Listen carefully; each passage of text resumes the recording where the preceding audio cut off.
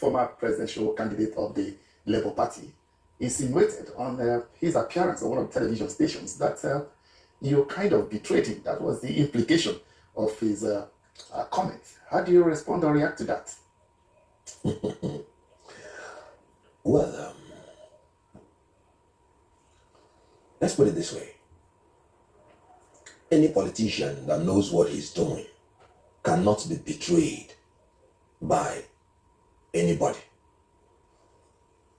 If there is anybody that betrayed the other, I can say it emphatically that P2B betrayed me. You know, when we started 2023, it was an organic movement. Every Nigerian wanted a change. Every Nigerian was dissatisfied with the way things were going. And everybody wanted a change.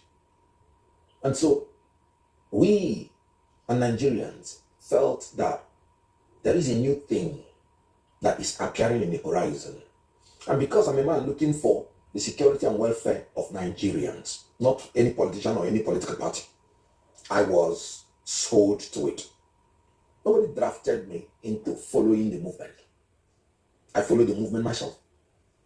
And so when I was chosen to be a spokesperson, I honored it. And then we continued. And everybody knew what I did and my contribution. Because one thing about being a spokesperson is that you're out there. So whatever you're doing is in the public.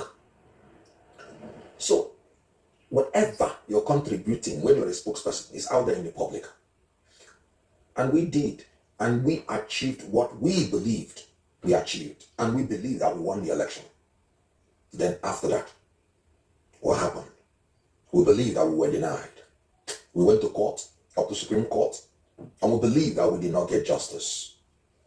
Now, our leaders say, calm down. And that was how that chapter ended. What then happened after that?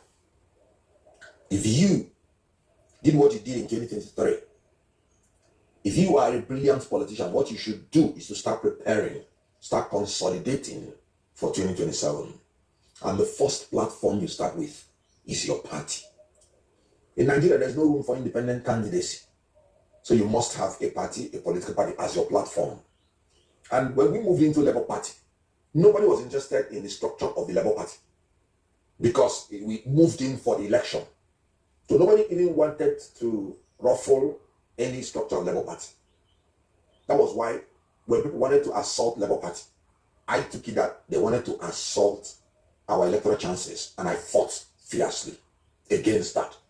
When you hear all those other factions fighting Labour Party then, and we always succeeded. Then after that, there came a convention where we needed now to start showing the world whether we are serious in building a virile democratic party or not. Whatever you told the world before 2023 will not matter in 2027 because there will be no new thing you will tell them. It is what you do from 2023 to 2027 that they will judge you with. And I raised the advice that we said we are fighting against the structure of criminality. We said we are better off even if we lose doing the right thing than winning doing the wrong thing. That this is the litmus test. And then when we entered into the convention, I, as the spokesperson, was not even informed about the convention. I saw it leaked when the letter was leaked in the social media. But because I was not interested in being an executive of the Labour Party or being interested in any elective post, I was like, I wanted to keep quiet until P2B himself came out publicly to say, the people that are doing this convention did not consult people. This convention should not go on. This convention should not go on. And then the convention went on after warning them. And then, knowing the consequence that the leader has said something and the people did not follow the leader, the next thing is that the leader ought to embark on doing something to ensure that his order was obeyed. I called P2B privately. Make this public statement. Do you mean it? Or was it a political statement? Because I have no dog in this fight. And then he said, he meant it. can't I see that he did not even attend the convention? And I'm like, what a cheek. What gave these people the power to continue when our leader has spoken? And that was when I came out to say that convention is illegal and is null and void, and presented my facts by law, because in fairness, it was an illegal convention. That was how I said, no, it can't stand. Then you, the P2B that said that, after a little while, they went and lied to P2B that INEC has accepted them. That was a lie they told him. And then P2B surreptitiously went back to them. And I'm like, sir, you have made a public statement on integrity. Even if INEC has accepted these people, that is not a criterion for you to go back and start dealing with them. Because these people have shown that they are not democratic. If you go back to them, they will destroy your political career. And everything you have said about integrity and everything will die. That these people are now agents in the hand of the government to destabilize you. That you should not try it. And that since you have made a public statement and we have started acting on it, if we go back, it's going to affect our integrity. Me, I don't go back. Because not only that you said it is true that what they did was absolutely illegal and unconstitutional. If you go back to them, I will not go back to you. I will not go back with you. And you know what? I called all the people that were in the inner circle and told them, listen, look at what our guy is trying to do. He wants to go back with the Abure people. If he does it, he's not going to go back with me, because I do not swallow back my word. Within like 72 hours, he went back to Abure's office to publicly endorse them. And when he was there talking to them, one of the leaders in that executive sent me the video to mock me that the person I'm fighting for against them has come to their office to endorse them. What am I waiting for? That was the first time I made a public statement that I disassociate myself from anything Abure and his executive. And that was the last time I sat down with P2B to talk. And then we continued. Because I told P2B, if because they lied to you, or even they told you that INEC, because then he didn't know they lied to him, but I know, being a lawyer. I said, assuming without considering that INEC has even recognized them, INEC recognized him. So why not let us go back with him? So I told him, because one philosopher, Alan Kasden, he said, never compromise your principles, even if it will lead to difficulty in the short term. Never compromise your principles, even if it will lead to problems, to difficulties in the short term. That's my policy. So, if INEC recognize them and you know they did the wrong thing and you want to go with them, then you are a politician of convenience, not a politician of conviction. And I told him, you are going into a problem. And so we continued. I disassociated myself and continued on that platform. It dawned on him, because when he went to endorse them, he saw the backlash. Then he said, no, he's looking for reconciliation. I said, fine. That is still a very good escape route for him, if he can, maintain it and distance himself from them. It was when INEC now publicly disassociated itself from Julius Abure. That was when Obi now came out and became neutral. And I'm like, sir, you cannot be neutral on this issue. Something has to be done. And then, even when INEC dissociated themselves, the Labour Party did not have leadership, and confusion was breeding everywhere. I said, sir, you cannot be neutral. You have to say something. NLC had a meeting, and all of us came there. And he said he prefers to sit on the fence.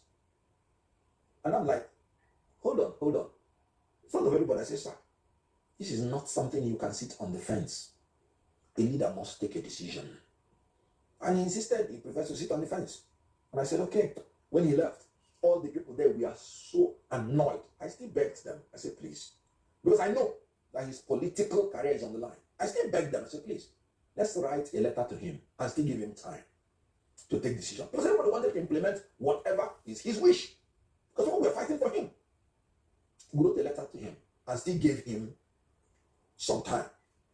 he still did not reply at all. That was when we came up with the caretaker committee idea. It was my brainchild.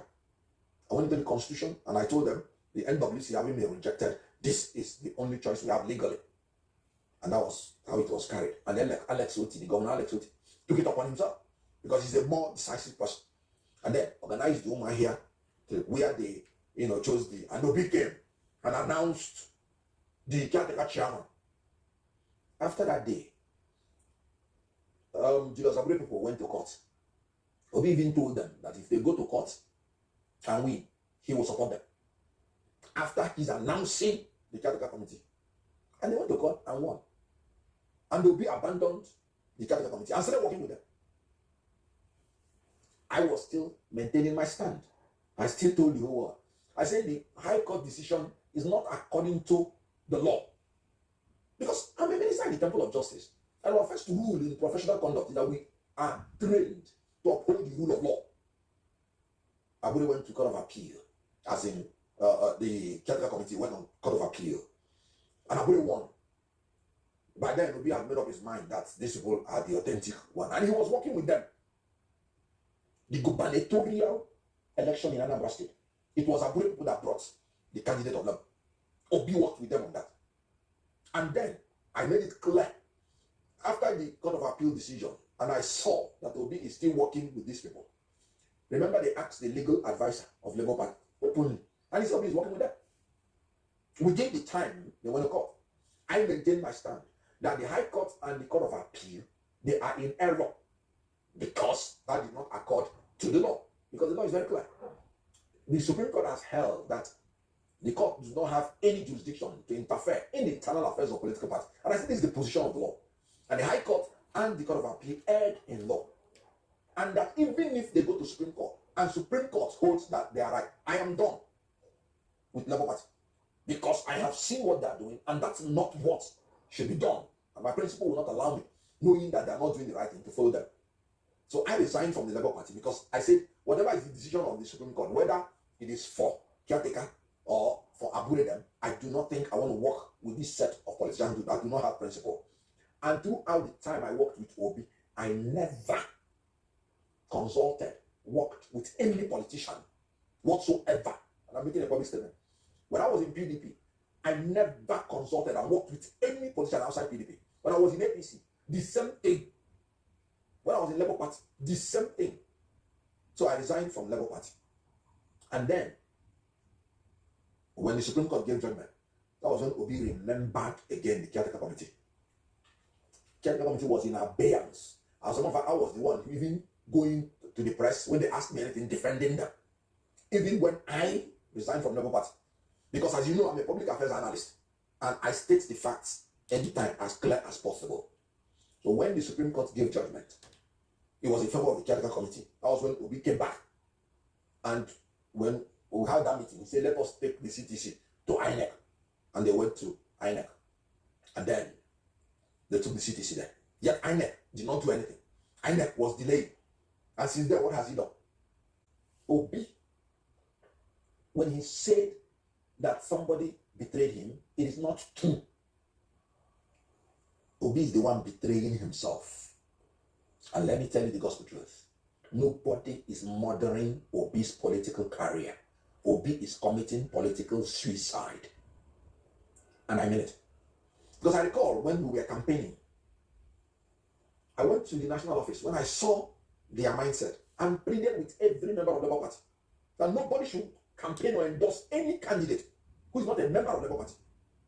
Till today, when I was Labour Party, I did not endorse any candidate from councillorship to the presidency. The same will be endorsed candidates of other political parties publicly.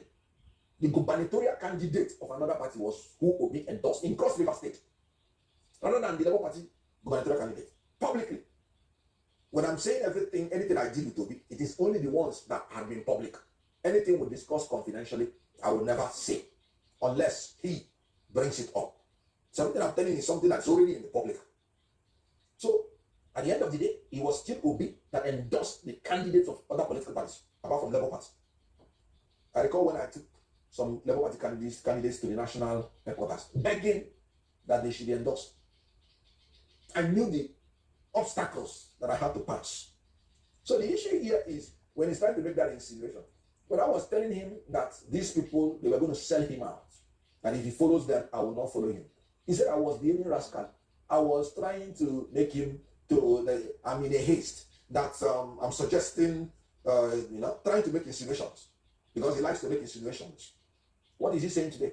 Somebody is saying the government is using these people against him. The same thing Kenneth told him how many months ago?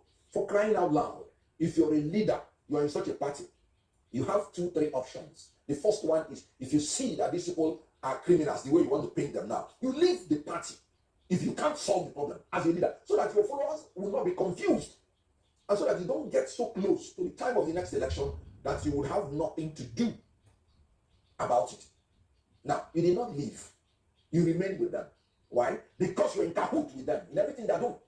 In all the primaries that the Abu organized, none was organized without Obi's approval, whether in Imo, whether in Edo, whether in Ondo, and now in Anambra. And that was how Obi campaigned for all the candidates that came out of it.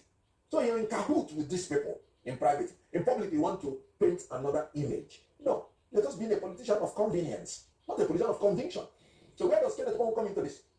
Well, I couldn't take it anymore. I left. And before leaving, I had nothing to do with any politician. Nothing. So the issue here is that a P2B, you're not a team player.